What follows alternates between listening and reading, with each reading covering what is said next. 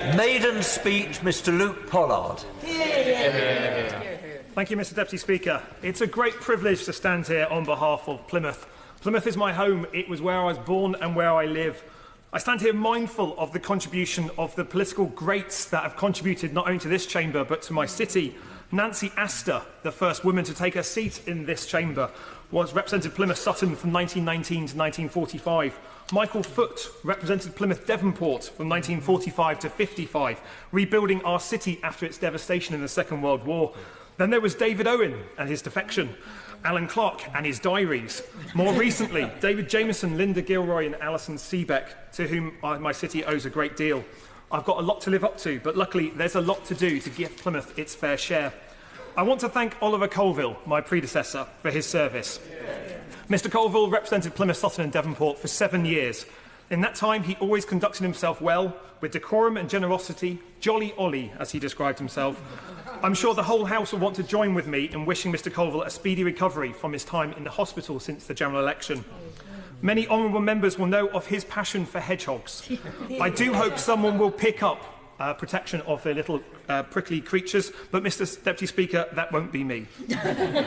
There is one campaign where he and I cooperated and worked together, and that was in 2014 when we joined forces to have one of the new Type 26 frigates named after Britain's ocean city, HMS Ocean. And that's a campaign that HMS Plymouth, that's a campaign I intend to continue. And it's about defence that I wish to speak about. As the son of a Devonport-based submariner, I grew up knowing how important a strong defence is to my city and to our country. Plymouth is home to the largest naval base in Western Europe at Devonport, the nation's amphibious assault ships, submarine and surface fleet refit facilities at Devonport Dockyard, the Royal Citadel and the historic home of the Royal Marines at Stonehouse Barracks, 2 bases facing closure. With the aircraft carriers coming on stream soon and the enormous demand they will place on the Royal Navy, not just in terms of personnel, but escort frigates, I think it's time for us to think again about how many frigates our nation needs. Brexit and international uncertainty means we need a larger Royal Navy. Orders for Type 26 frigates have been cut from 13 to 8, and the new Type 31 frigate is still very early on in its design stage.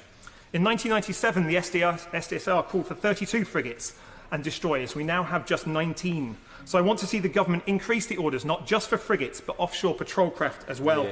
More frigates, Mr. Speaker, modularly constructed, supporting marine engineering and shipbuilding businesses, large and small, in Plymouth, across the southwest and our nation, is exactly what our country needs.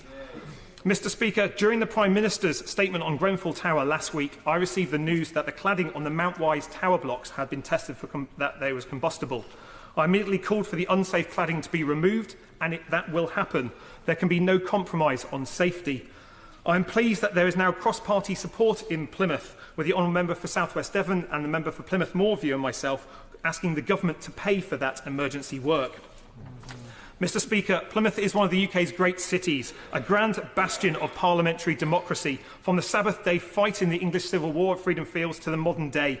Plymouth has seen the Pilgrim Fathers set sail on the Mayflower, a fleet set sail to defeat the Spanish Armada, and Captain Cook set sail on his voyages, and many more. As a base for marine research and expertise, we are second to none. That's why I not only want to see a Ministry of Maritime Affairs set up in Plymouth after Brexit, but also Plymouth Sound to be designated as the country's first national marine park. Plymouth's great contribution has not always been matched by us receiving our fair share. This poor deal that we have at the moment as a city is not a deal that I will accept or vote to cut further. Progress towards Plymouth achieving its fair share has happened, but at not fast enough pace. It must now up a gear. Thank you very much.